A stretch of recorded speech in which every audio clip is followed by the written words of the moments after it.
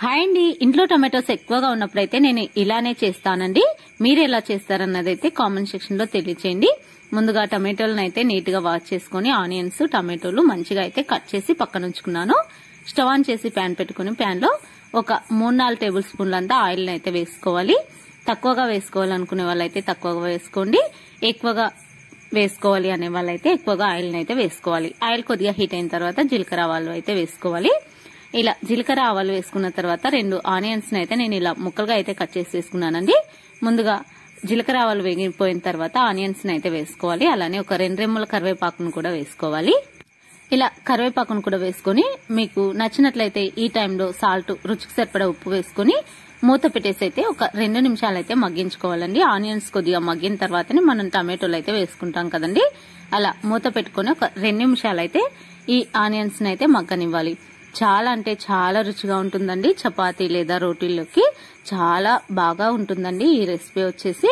ఇలా మనకు చక్కగా ఆనియన్స్ అయితే వేగిపోయాయి చూడండి, మీకు వీడియోలో కనిపిస్తుంది. కొద్దిగా సాఫ్ట్ గా అయితే అయిపోయాయి. ఇప్పుడు మనం ముందుగా కట్ చేసుకున్న టమాటో ముక్కలు కూడా అన్ని కూడా వేసుకుని మంచిగా 2 టమాటోలు అలానే ఆనియన్ ముక్కలు కూడా కలిసేటట్లుగా అయితే ఇలా వీడియోలో చూపిస్తున్న విధంగా చక్కగా కలుపుకోవాలండి.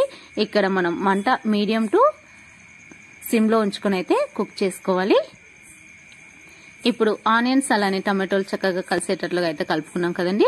1/2 టేబుల్ స్పూన్ దాకా పసుపు అలానే రుచికి సరిపడా ఉప్పు వేసుకుని మూత పెట్టుకుని మళ్ళొక్క 2 నిమిషాలు అయితే మగ్గించుకోవాలి. చూడండి, ఎక్కడా కూడా అడుగంట లేదండి. ఒక 2 నిమిషాలు మగ్గించుకున్న తర్వాత మళ్ళొక్కసారి మూత తీసేసి అయితే మనం చక్కగా కలిసేటట్లుగా అయితే కలుపుకోవాలండి. మంట సిమ్ టు మీడియంలో ఉంచుకున్నాం కాబట్టి మనకైతే అడుగు అయితే అంటలేదండి. చూడండి, ఇలా చక్కగా కలిసేటట్లుగా అయితే కలుపుకోవాలి. ఇప్పుడు మనకైతే 50% అయితే ఈ కర్రీ అయితే రెడీ అయిపోయిందండి. ఇప్పుడు మనం ఇందులోకి కారాన్ని, రుచికి సరిపడా కారాన్ని అలానే ఇంకొక ఇంగ్రీడియంట్ కూడా కలుపుకోవాలండి.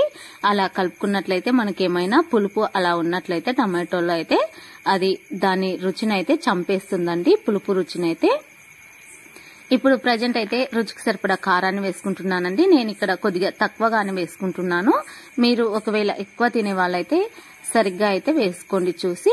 అలానే 5-6 వెల్లుల్లి రెబ్బలను అయితే పొట్టు తీసుకుని ఇలా కచ్చా పచ్చగా అయితే దంచి వేసుకున్నాను.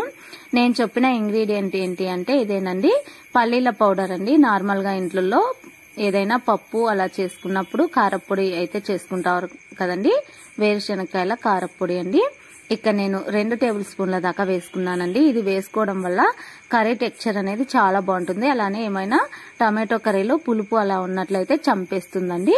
ఇప్పుడు ఈ పల్లీల పౌడర్ ను కూడా వేసుకొని, మీరు ఒకవేళ పల్లీల పౌడర్ ని కూడా దంచి లేదా మిక్సీకి వేసుకొని అయితే వేసుకోవచ్చండి. ఇలా నేనైతే ముందుగా అయితే రెడీ చేసి పెట్టుకున్నానండి, దాన్నే వేసుకున్నాను.